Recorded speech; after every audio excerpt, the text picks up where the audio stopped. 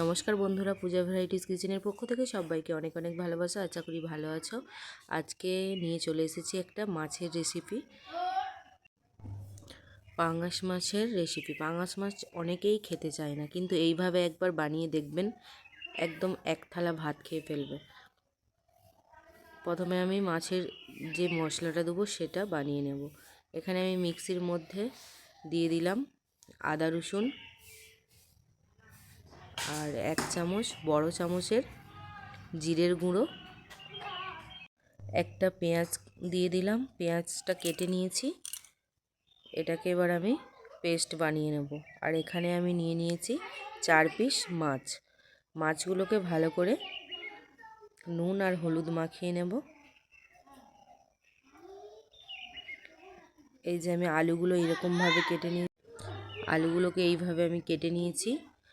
আমি 2টো আলু নিয়েছি আর এখানে 4 পিস মাছ নিয়েছি। মাছের মধ্যে এবারে 1 চামচ নুন দিয়ে দিলাম আর 1 চামচ হলুদের গুঁড়ো দিয়ে ভালো করে মাখিয়ে নেব। আর সাথে তেল দিয়ে দিয়েছি 1 চামচ, কারণ পাঙ্গাস মাছ ভাজার সময় অনেকটাই ফাটে, তো তেল মাখিয়ে নুন হলুদ আর তেল মাখিয়ে কিছুক্ষণ রেখে দিলে ফাটে না আর খুব কম। আর এইদিকে আমি কড়াইটা বসিয়ে দিয়েছি গরম হতে, ওর মধ্যে দিয়ে দিয়েছি সাদা তেল। সাদা তেলটা গরম হয়ে আসলে আমি ওর মধ্যে একটা একটা সব মাছগুলো ভালো করে লাল লাল করে আমি ভেজে নেব। সবাইকে একটাই অনুরোধ, পুরো ভিডিওটা দেখবেন, কেউ স্কিপ করবেন না। আর ভিডিওটা যদি ভালো লাগে লাইক কমেন্ট শেয়ার করে অ্যান্ড সাবস্ক্রাইবার করে পাশে থাকবেন।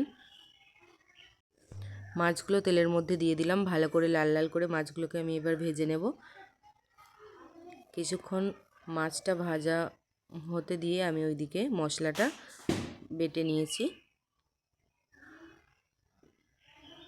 যারা পাঙ্গাস মাছ একদমই খেতে চাও না, এইভাবে বাড়িতে বানাবেন।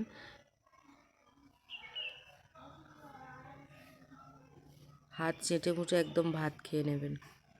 আর ওই মাছ ভাজার তেলে দিয়ে আমি আলুগুলোকে ভালো করে ভেজে নিয়েছি। আলুর মধ্যে আমি দিয়ে দেব 1 চামচ ছোট চামচের নুন,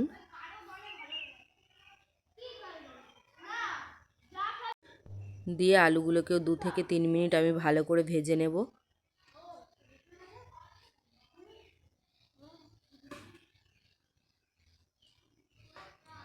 আলুগুলো আমার ভাজা হয়ে এসেছে। ওই আলু ভাজার তেলেতেই আমি মাছের এই রেসিপিটা বানাবো। প্রথমে আমি তেলের মধ্যে দিয়ে দিলাম লবঙ্গ, এলাচ আর দারচিনি, গোটা গরম মশলা যেটাকে বলে। তারপর পেঁয়াজ দিয়ে দিলাম।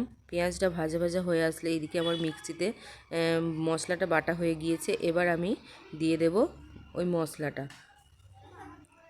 দিয়ে ভালো করে নাড়াচাড়া করে আমি ভেজে নেব। যতক্ষণ না মশলা থেকে তেল ছাড়ছে আমি এটাকে ভেজে নেব। মশলাটা আমার ভাজা হয়ে এসেছে। এবার আমি ওর মধ্যে দিয়ে দেব টমেটো কুচি। টমেটোটা আমি বড় সাইজের একটা টমেটো নিয়েছি। টমেটো কুচিটা দিয়ে পর ওর মধ্যে একটু নুন দিয়ে দেব। নুনটা দিয়ে দিলে কি হয়, টমেটোটা তাড়াতাড়ি সেদ্ধ হয়ে যায়, তাই জন্য নুনটা দিয়ে দিলাম। দিয়ে ভালো করে আমি নাড়াচাড়া করে নিলাম। নাড়াচাড়া করে নেওয়ার পর ওর মধ্যে আমি দিয়ে দেব 1 চামচ হলুদের গুঁড়ো, 1 চামচ হলুদের গুঁড়ো, 1 চামচ লঙ্কার গুঁড়ো আর 1 চামচ জিরের গুঁড়ো দিয়ে আমি ভালো করে মশলাটাকে কষাবো।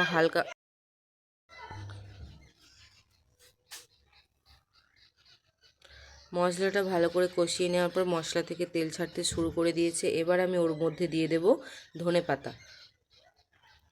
ধনেপাতাটা দেওয়ার পর আবার একটু ভালো করে নাড়াচাড়া করে নেব।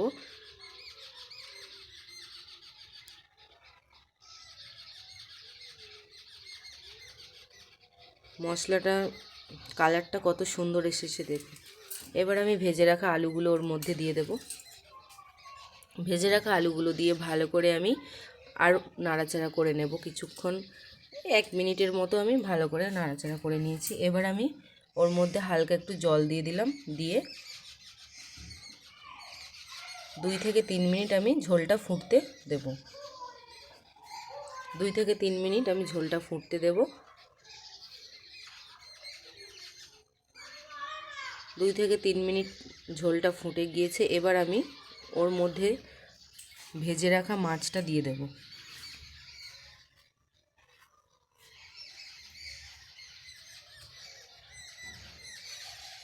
এবার আমি ভেজে রাখা মাছটা দিয়ে দিলাম, দিয়ে ভালো করে একটু নাড়াচাড়া করে 1 মিনিট মতো মাছটাকে ঝোলের মধ্যে ফুটতে দেব। দেওয়ার পর আমি ওপর থেকে গরম মশলা ছড়িয়ে দেব।